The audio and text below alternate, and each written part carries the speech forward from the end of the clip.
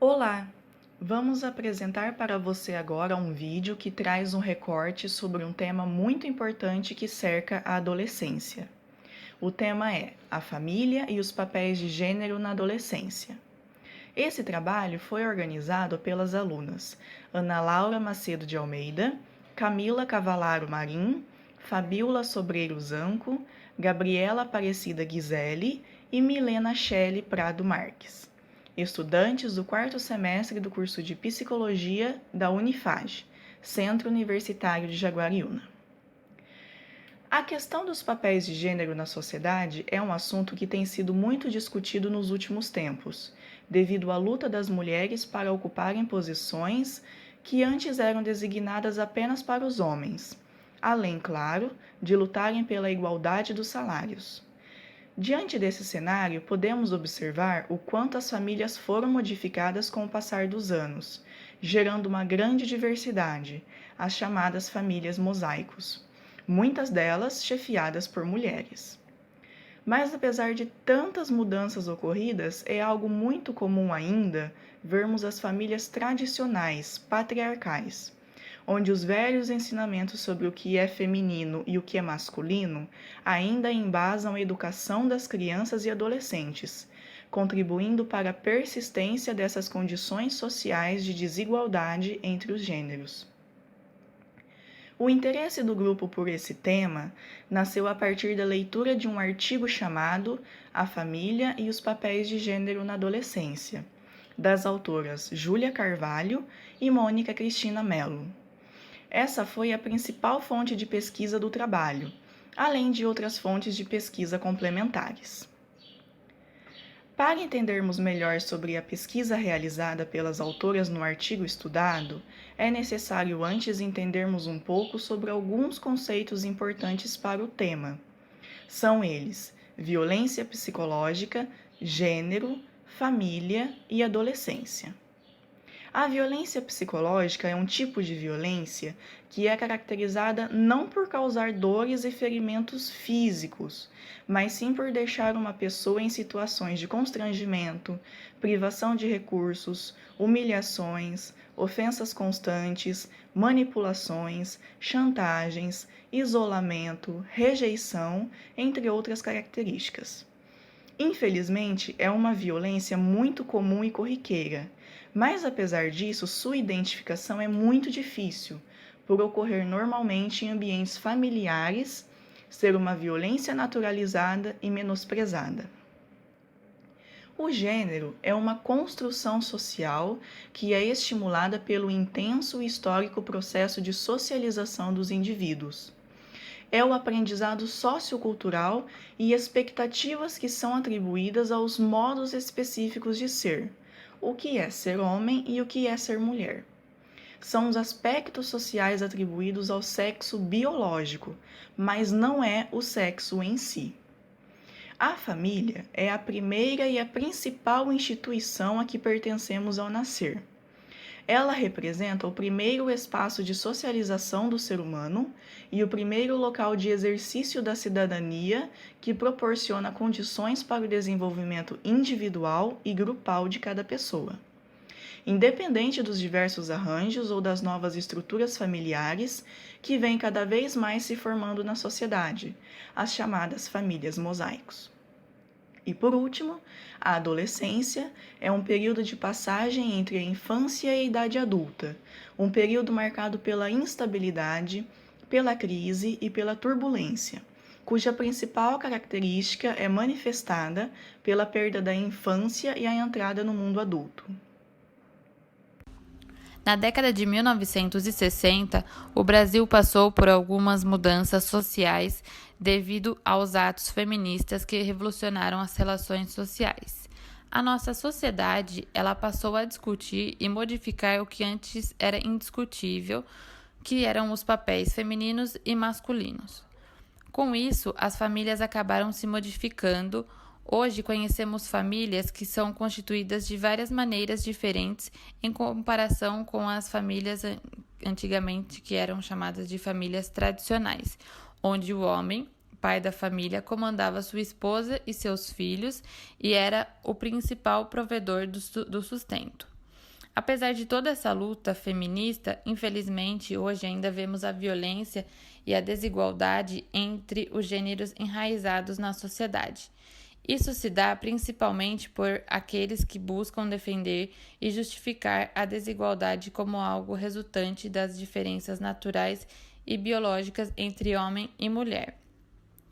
Estudiosos entendem que as culturas usam desta diferença biológica para fundamentar e potencializar supostas características feminista e masculina, como algo natural. Entende-se que o conceito de gênero acaba sendo um produto social, histórico e cultural, que é ensinado para a sociedade.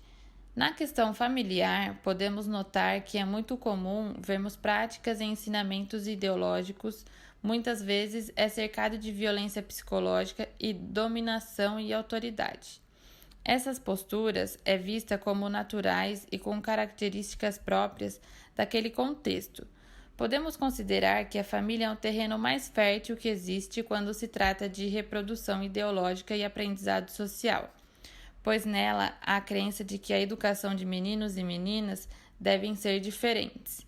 É bem comum, podemos citar um exemplo, que ao descobrir o início de uma gestação, os pais passam a imaginar e idealizar certas características de seu bebê. Isso vai ganhando uma dimensão muito grande e significativa quando se descobre o sexo da criança, dando início ao processo de compra das roupinhas, brinquedos, decoração do quarto e escolha do nome. Os pais passam a planejar a vida de seu filho ou sua filha de acordo com o gênero e continuam nesse caminho mesmo depois do nascimento, atribuindo papéis e expectativas para a criança. Durante o desenvolvimento da identidade de gênero, as crianças e adolescentes estão cercados de várias influências de acordo com a categorização proposta pela sociedade nas representações de gênero. Isso ocorre com muita facilidade devido à violência psicológica, que é tão difícil de ser identificada, manipulando e naturalizando tais comportamentos, principalmente no meio familiar. A questão central da pesquisa realizada no artigo que foi escolhido foi compreender a percepção dos adolescentes sobre a imposição dos papéis de gênero através de sua educação familiar. Trata-se de uma pesquisa qualitativa realizada em uma escola particular localizada em Pernambuco. A pesquisa foi realizada entre setembro de 2015 e julho de 2016. Participaram desse estudo 9 estudantes do primeiro e segundo ano do ensino médio, sendo 8 meninas e 1 menino, com idades entre 14 e 16 anos. O tamanho da família variou entre 4 a 8 pessoas. A maioria dos pais eram casados e o pai era o principal responsável pelo sustento da família. O nível de escolaridade dos pais variou entre ensino médio incompleto até doutorado. Já a renda mensal das famílias variou entre 1.734 e acima de 9.745. De maneira geral, nós podemos supor que se trata de famílias entre classe média baixa e alta. Além disso, a maior parte dos entrevistados morava em casa e usufruía do serviço de empregada doméstica durante a semana. Conhecer sobre a condição econômica dos participantes é um fator muito importante. A discussão da desigualdade de gênero ela está atrelada a outros tipos de desigualdades, como a social e a racial. Alguns relatos interessantes dos jovens entrevistados. O Daniel, de 15 anos, quando foi perguntado a ele sobre o que seria coisa de menino e coisa de menina, ele respondeu: eu divido em menino heterossexual e homossexual. Para mim, menino heterossexual é bola, carrinho, e menino homossexual não é tão essas coisas de jogar bola, brincar com o carrinho. É mais na dele, talvez até boneca, e menina seria boneca.